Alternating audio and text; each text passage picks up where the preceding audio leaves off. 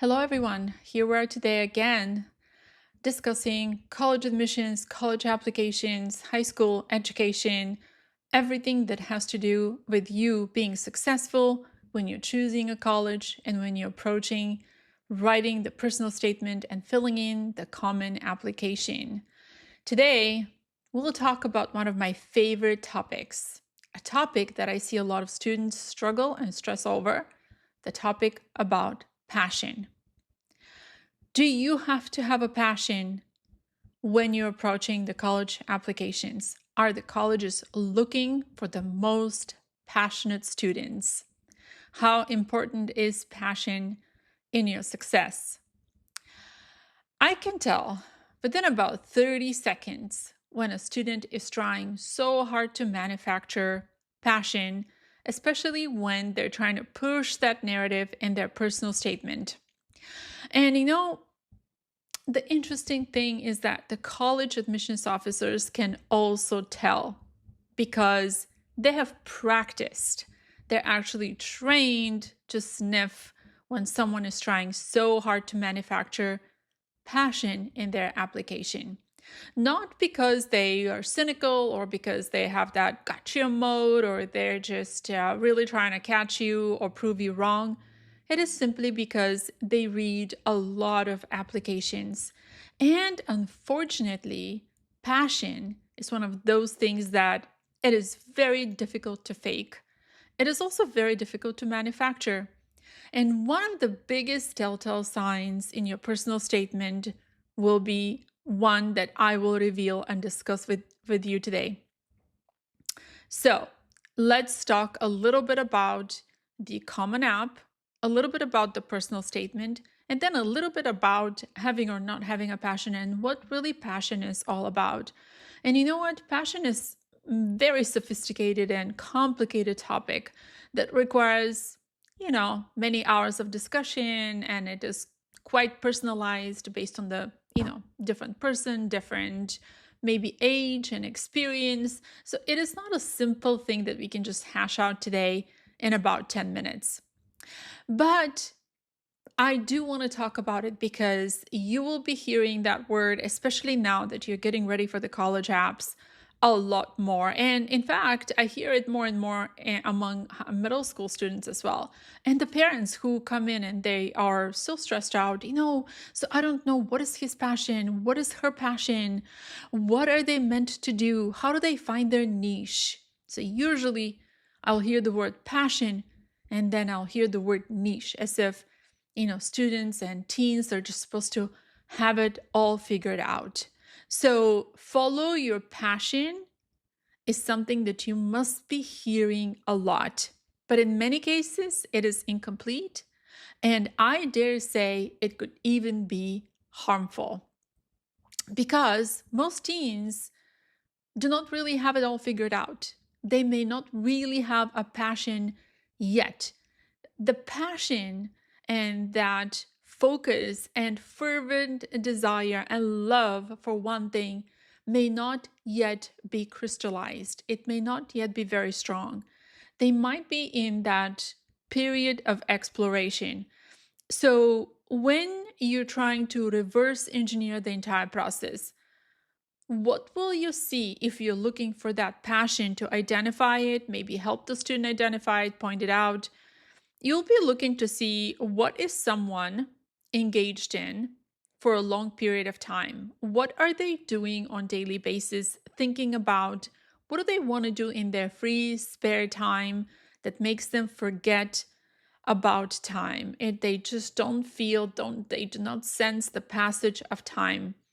And then, when you're thinking about that, when you're noticing that one thing that you really, really love and you forget about time, it does not necessarily mean that it will have to be a groundbreaking idea that you're getting, that you're saving the world, curing cancer. It may not even sound really impressive to you. This may just be something you absolutely love doing. But then the question is, how do I know the difference between if this is my interest temporarily and actually something I'm very, very passionate about? So, If I have a student who comes in, he says, I've always been very passionate about neuroscience, okay? Or I have always wanted to help underserved communities and I want to eradicate homelessness. I'm very passionate about equality. I want to make sure that everybody has equal resources in their schools. And they start making big statements like that. Then I always want to kind of sit down and talk about it, see what is behind all this I plan to do, the volunteering and eradicating homelessness. And there could be clusters of feelings and desires that are going on there behind that noble idea and desire. But that may or may not have anything to do with your passion or even your interest.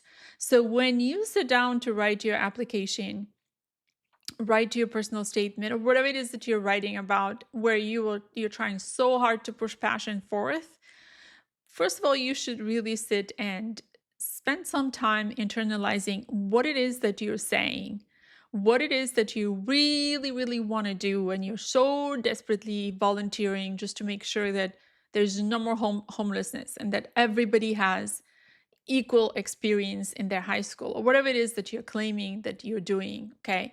I had a student who was very passionate about art, and then over time, being involved and having to create all kinds of art from different media and create the portfolio and even think about pursuing art later on, and spend maybe 4 or 5 years in a structured academic environment pursuing art. Just the whole idea of being passionate about art truly evaporated. They were just not ready to put the time that was required for them to stay real, true to their so-called passion. So you have to ask yourself some of these questions. And that is the reason why a lot of these colleges ask you.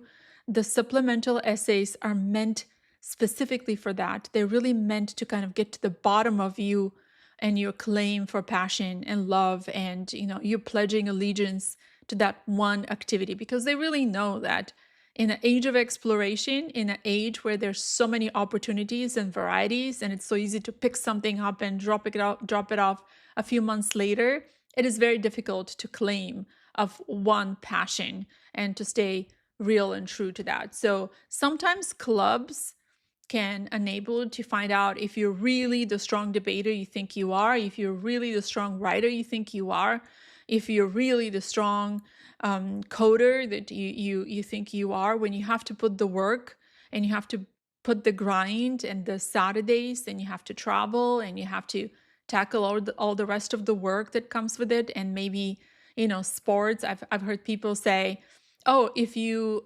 fence, if you become a fencer, that is your ticket to an Ivy League school. And that always makes me laugh and laugh so hard, because it is so difficult to be a fencer. Being a fencer is grueling work, like every sport, dare I say.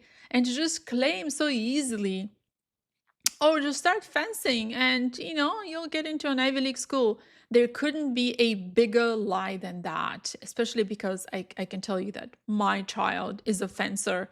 And I know that this is absolutely a big fat lie. So if somebody just tells you, oh, so easily, just go and do it, and all of a sudden you hear people that come back and say, that is my passion and I'll do anything for it.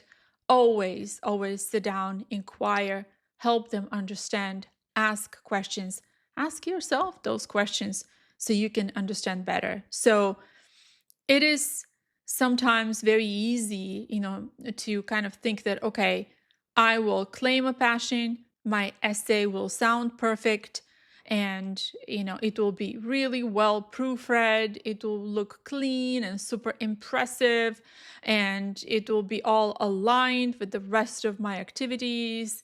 But at the end of the day, that may be really lifeless and kind of robotic, especially if it is not true to who you are. So it will be very easy for them to kind of spot and see that you might be performing, that your essay and your work is rather performative or not authentic.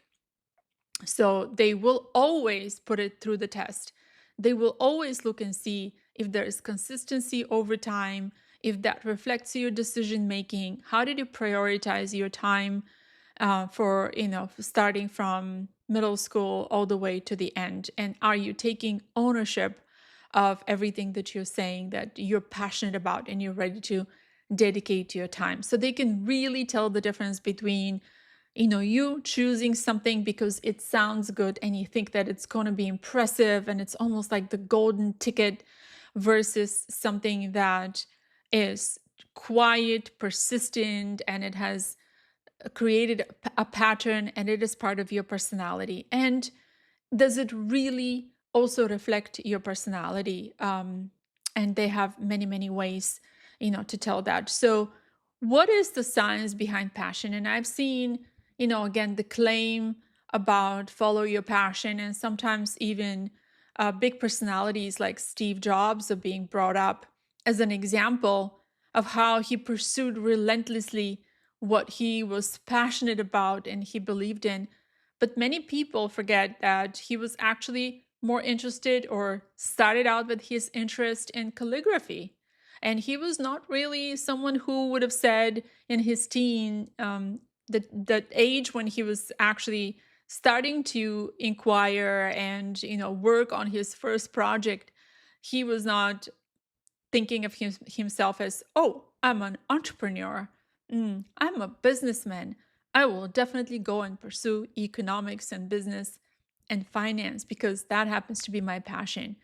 No, not really. I mean, he was in a mode of exploration, and you will not be able to think, how was someone at that age trying to combine calligraphy with what really happened later on in his life? So instead of chasing our passions, sometimes perhaps it's good to just kind of keep an open mind and keep exploring, and then the passion will just find us.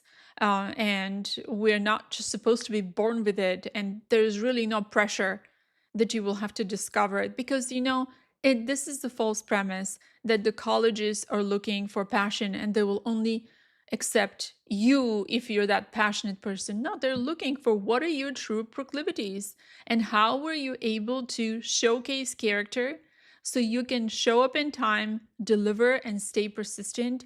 Is there a pattern of behavior? They're looking for character. Character is everything. Character will deliver, passionate or not.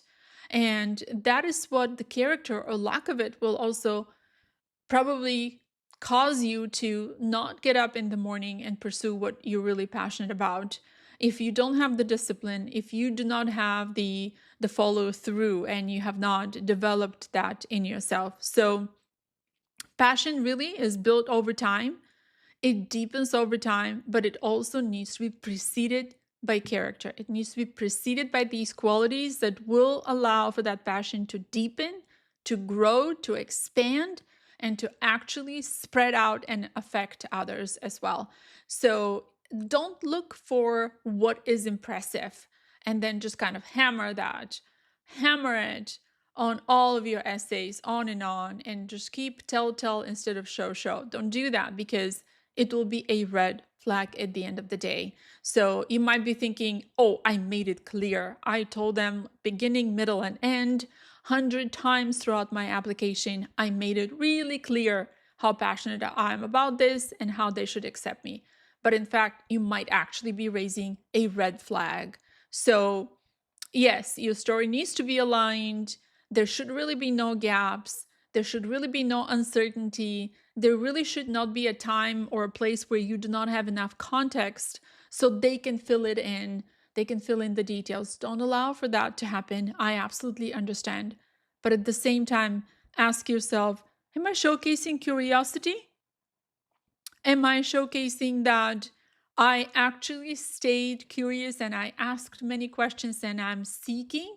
I'm a seeker who has the open mind, and I'm not just, determined and kind of focused on one thing only for the purpose of demonstrating and manufacturing and acting and performing. So if you're saying that, yes, you did not understand this at first, and maybe you at the beginning of an activity XYZ, whatever your activity is, maybe you were not good in the beginning. Maybe initially it took you time, and maybe you switched sports, and you were just, benched for a long time before you could actually, dive in. Or maybe the coach suggested something, hey, it doesn't look like you're going to cut it here, but over there, it looks like you probably could do a lot better there. Or, a teacher or a coach or a counselor or a parent or somebody who knows you well or somebody who watched you.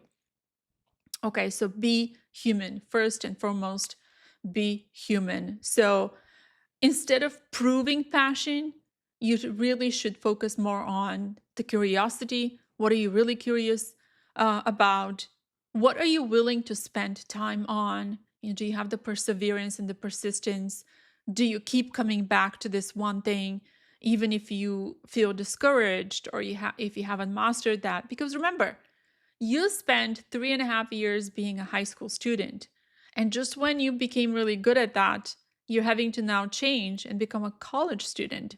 And we don't like change, especially when, high school was difficult in the beginning. The first year was not easy.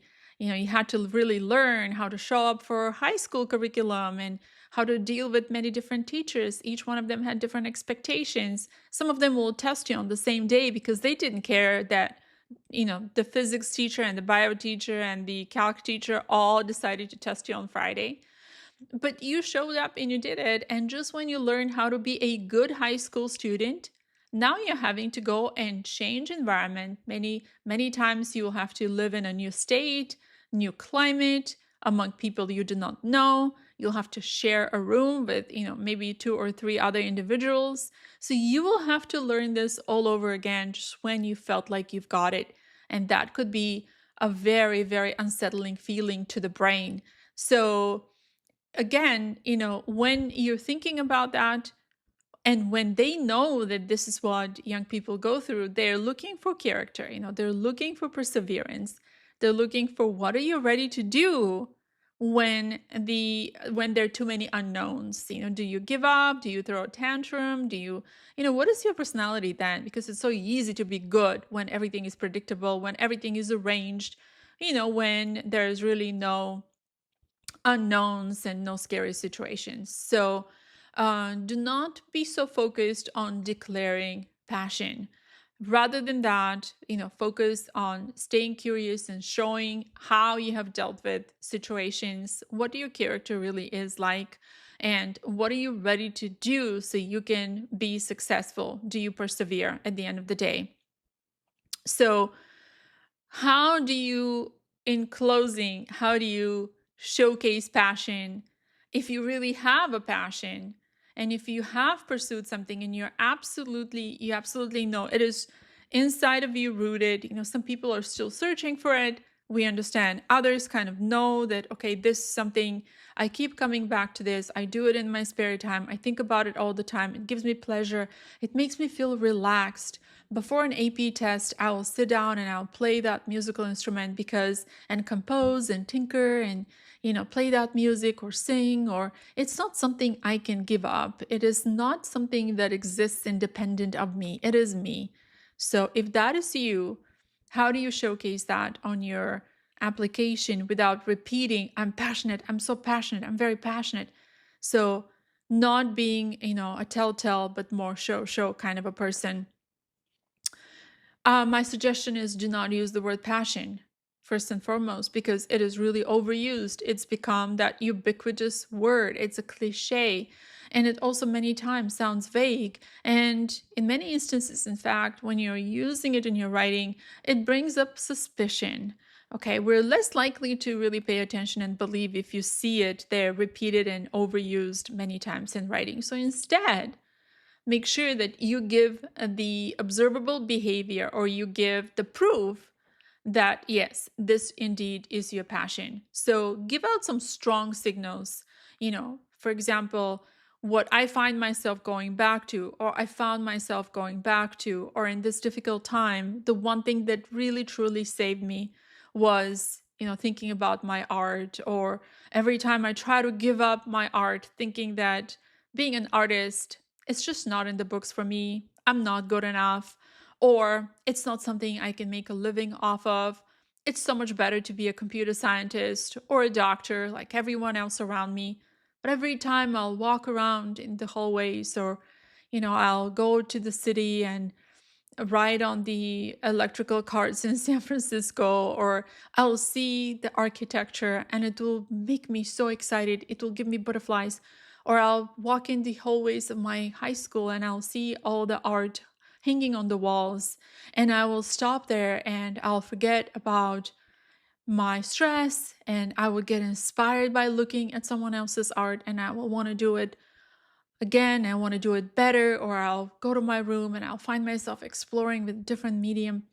And these are the kinds of things that tell me that you really love it. These are the kinds of things that you don't even have to call it passion. Now it becomes even more than that. It becomes part of your existence. It becomes part of your persona, part of who you truly are. It just becomes that breath of fresh air that you need so you can live and you can feel alive and you can feel like you're existing. So, what are you willing to struggle to, or what are you willing to struggle through or for? These are the kinds of things when you answer that question that immediately signals passion. Okay, something that gives you that excitement. And it is a testament that we have an early stage of intellectual engagement.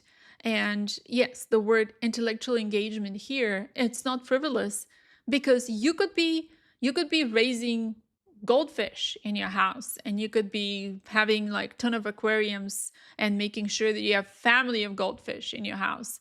But yes, that also is intellectual engagement, because you have to learn about the topic.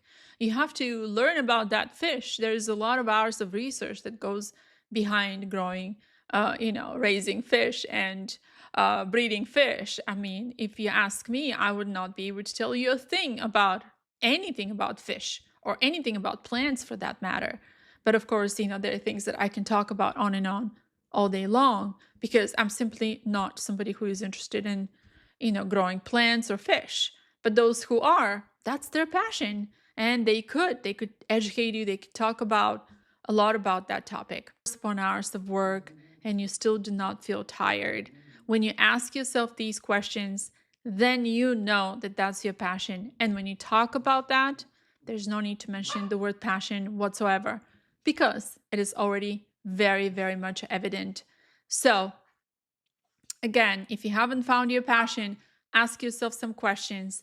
And if you do, then you're very lucky. Either way, though, do not hammer that word into your personal statement or your application. Instead, show and do not tell. And if you need to know how to do that, you can find many of those guiding questions, including some essay samples and examples and full essays, students that have been accepted, just so you can have a guide. Answering those questions will inevitably lead you to writing your essays and making sure that this is one way for you to get a guidance that is vetted and surely will give you the results that you're looking for. The plot twist is You and Other Truths About Writing the Personal Statement, and you can find it on Amazon. All right, good luck everyone, and I'll be back here with more.